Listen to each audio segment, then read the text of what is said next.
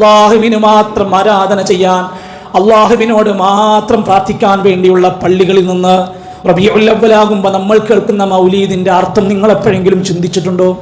ഏത് മൗലീദാണെങ്കിലും ശരി, അത് പാരായണം ചെയ്യുമ്പോൾ 5 പ്രധാനപ്പെട്ട ഇസ്ലാമിന് നിരക്കാത്ത കാര്യങ്ങളാണ് അതിലൂടെ കടന്നു വരുന്നത്. ഒന്ന്, നബി സല്ലല്ലാഹു അലൈഹി വസല്ലമിനെ അമിതമായി പുകഴ്ത്തുകയാണ്, പറയാൻ പാടില്ലാത്ത പലതും പറയുന്നുണ്ട്. 2, നബി സല്ലല്ലാഹു അലൈഹി വസല്ലമനോട് പ്രാർത്ഥിക്കുകയാണ്, നബിനോട് ദുആ ചെയ്യും.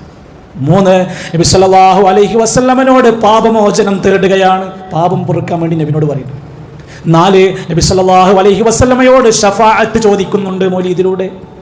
5, നബി സല്ലല്ലാഹു അലൈഹി വസല്ലമന്റെ പേരിൽ കള്ളക്കഥകൾ കെട്ടിച്ചമച്ച് അതിനുള്ളിൽ എഴുതി വെച്ചിട്ടുണ്ട്. ഞാൻ ഇങ്ങനെ പറയുമ്പോൾ ആളുകൾ ചിന്തിക്കും, അങ്ങനെയൊക്കെ ഉണ്ടോ?